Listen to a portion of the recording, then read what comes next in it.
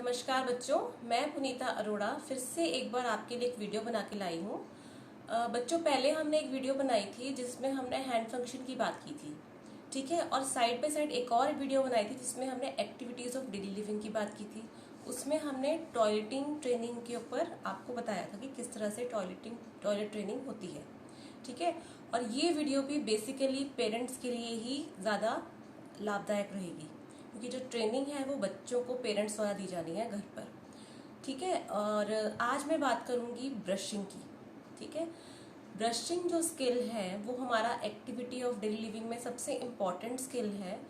और इसको हम जो सिखाते हैं वो जो नॉर्मल पैटर्न पे हम सिखाते हैं, जो घर का जो हमारा रूटीन है उसी में सिखाते हैं, ठीक है। तो जो मैंने हैंड फंक्शन की बात की थी वहाँ पर मैंने स्फेरिकल ग्रास्प की बात की थी, जिसका बहुत इम्पॉर्टेंट रोल था हमारी आगे प्री राइटिंग स्किल्स में, ठीक है। स्फेरिकल ग्रास्प को ही आगे बढ़ाते हैं, हम नेक्स्ट ग्रास्प पे चलते हैं जो कि हमारी है अब लेटरल ग्रास्प, ठीक है। कोई भी ब्रश, नाइफ या कोम हैंडल जिसका होता है उसको हम होल्ड करने के लिए जिस ग्रास्प का यूज करते हैं उसको हम लेटरल ग्रास्प कहते हैं, जिसको हम इस तरह से पकड़ते हैं, ठीक है। और उसकी जो होल्डिंग है वो थोड़ा सा लेटरल लेके हम लोग पकड़ते हैं। उसको सिखाने के लिए हम पहले सिलेंड्रिकल ग्रास्प सिखाते हैं और फिर उसके बाद हम लेटरल ग्रास्प पे आते हैं, ठीक है। सिलेंड्रिकल ग्रास्प को हम ऐसे ग्रास्प कर सकते हैं, कोई भी चीज जो हम इस तरह से होल्ड करते हैं, ठीक है, सिलेंडर की तरह, ठीक है, हाथों को इस तरह से ग्रास्प करते हैं। तो जब हम ब्रशिंग स्किल सिखाते हैं या कोई भी स्किल सिखाते हैं उसको हम सबसे पहले छोटे छोटे स्टेप्स में डिवाइड कर लेते हैं, ठीक है, जिसको हम टास्क एनालिसिस कहते हैं, ठीक है। और जो ये स्टेप्स हैं वो चेनिंग में चलते हैं, फॉरवर्ड चेनिंग, आगे की तरफ चलती है ये श्रृंखला जिसमें हम स्टेप्स को बांटते हैं। मैंने जो ब्रशिंग स्किल है उसको कुछ स्टेप्स में डिवाइड कर लिया है ऑलरेडी। और ये जो मैंने स्टेप्स बनाए हैं ये माइल्ड बच्चे को ध्यान में रखकर मैंने डिज़ाइन किए हैं। और जो हमारी स्पेशल एजुकेशन होती है वो जो बेस्ड होती है वो नीड बेस्ड होती है बच्चे की, ठीक है। और जो हमारी इमीडिएट बच्चे को जो करंट लेवल है उसके ऊपर हम लोग बेस करके अपना प्लान करते हैं।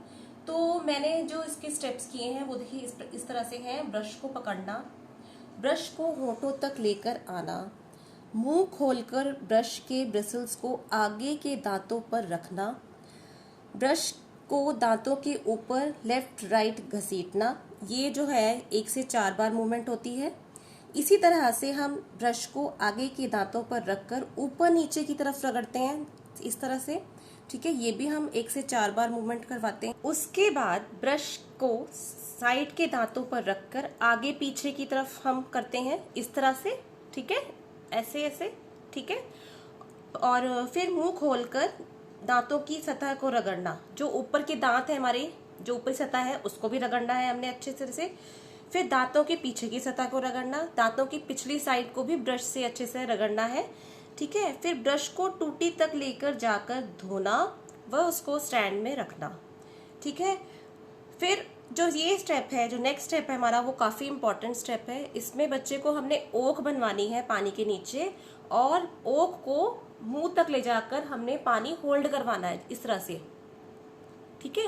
जब पानी होल्ड होता है तो ये जो ये मसल्स है हमारी, ठीक है, ये जो चिक मसल्स है ये भी काफी स्ट्रांग हो जाती हैं इस कारण। और जिन बच्चों में ड्रूलिंग की समस्या पाई जाती है, ये मेनली समस्या सेरेब्रल पाल्सी के बच्चों में और मेंटली हैंडीकैप बच्चों में और कई ऑटिस्टिक बच्चों में भी ये समस्या पाई जाती है कि उनकी लार बहती रहती है मुंह से, ठीक है, क्योंकि उनको होल्डिंग नहीं आती उसकी, ठीक है। जो हमारा सलाइवा बनता है, जो थूक बनती है हमारे मुंह के अंदर, उसे हमें होल्ड करना आना चाहिए। जो ये एक्सरसाइज होती है वो जब हम इसको बच्चे को पानी होल्ड कराते हैं तो वो ये हमारी मसल्स को भी स्ट्रेंथन करता है और काफी यूजफुल है। और फिर हम बच्चे को कहते हैं कि अब इसको बाहर थूक दो, ठीक है, इस पानी को बाहर निकाल दो, ठीक है। और इसको अगर बच्चा ओख नहीं बना पाता है तो हम इसके लिए एक एडेप्टेशन दे सकते हैं बच्चे को, इस तरह से एक मग दे सकते हैं, ठीक है। मग में बच्चे को पानी दे दीजिए और बच्चे को बोलिए सिप कर लो, पी लो इसको और मुंह में रोको इसको और फिर बाहर थूको, ठीक है। ये एक अडेप्टेशन है। लेकिन हमें ओक बनानी सिखानी है। ओक के लिए मैंने अपने जो पहला वीडियो था हमारा हैंड फंक्शन का, उसमें बताया था आपको कि किस तरह से फिजियोलॉजिकल एक्सरसाइज से हम लोग ओक बनाना बच्चे को सिखा सकते हैं। ठीक है, और फिर बच्चे को जो ये थूकना है बार बार, ये 4 से 5 बार करवाकर बच्चे को टॉवल से मुंह पोंछना भी सिखाएंगे। देखिए, हम जो भी एडियल एक्टिविटी करवाएंगे उसको हम पूरा कंप्लीट करवाएंगे। ठीक है, और सारे स्टेप्स करवाएंगे। और अब कोई भी जो स्किल होता है उसकी हमें ऑब्जर्वेबल और मेजरेबल जो है उसकी डिग्रीज को मेजर करना बहुत इंपॉर्टेंट है कि बच्चा सीख रहा है कि नहीं। फीडबैक बहुत ज़रूरी है हमारे लिए। तो उसके लिए मैंने क्या किया है, ये एक टेबल बना ली है। ठीक है, पेरेंट्स के लिए यहाँ पर हमने एक टेबल बना दिया है। ये जो टेबल है यहाँ पर डेट का कॉलम रखा है मैंने, यहाँ मैंने ट्रायल्स दे दिए हैं, यानी कि इस डेट को आपने जो ट्रायल दिया उसमें बच्चे ने किस तरह से परफॉर्म किया, ये वाला स्टेप देखिए मैंने हर स्टेप के सामने रखा है इसको, ताकि हर स्टेप इवेलुएट हो। ठीक है, जिस स्टेप में आपको प्रॉब्लम लगे, जैसे कि बच्चे को अगर होल्डिंग नहीं आ रही है प्रॉपर, तो देखिए मैंने इसको मोटा कर रखा है ब्रश को। ठीक है, ब्रश का मोटा करना मैंने आपको पहले ही बताया था कि जो स्फेरिकल ग्रास्प है वो सबसे बहुत इजी है। ये देखिए इस तरह से हाथों के बीच में जो ग्रॉस रहा है, ये फाइन में नहीं आए हैं हम अभी, तो इसको बच्चा होल्ड करके एटलीस्ट ट्रेनिंग अपनी स्टार्ट कर सकता है। ठीक है, और जो ब्रशिंग स्किल है वो सेंसरी इंटीग्रेशन एक्टिविटी है। इसमें काफ़ी सारी सेंसेस एक साथ काम कर रही हैं। हमारी जो टेस्ट सेंस तो चल ही रही है, साथ में मोटर एरिया हमारा काम कर रहा है, साथ में मोटर सेंसरी एरिया काम कर रहा है हमारा, और एक प्रोप्रियोसेप्टिव हमारी सेंस होती है जो हमारे एक्शन बताती है हमारी बॉडी के कि क्या हो रहा है हमारी बॉडी में। मैं बता रही थी ना, जैसे दांत के अंदर लेके जाओ ब्रश को, ऊपर नीचे दाएं बाएं, तो ये सारी जो इंस्ट्रक्शंस हैं वो फॉलो होती हैं।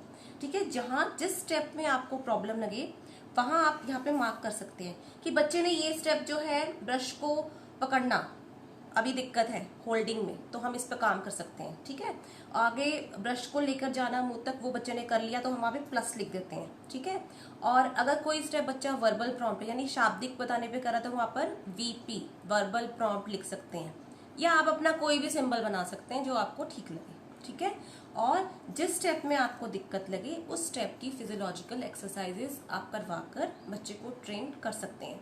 ठीक है, तो ये था हमारा ब्रशिंग स्किल।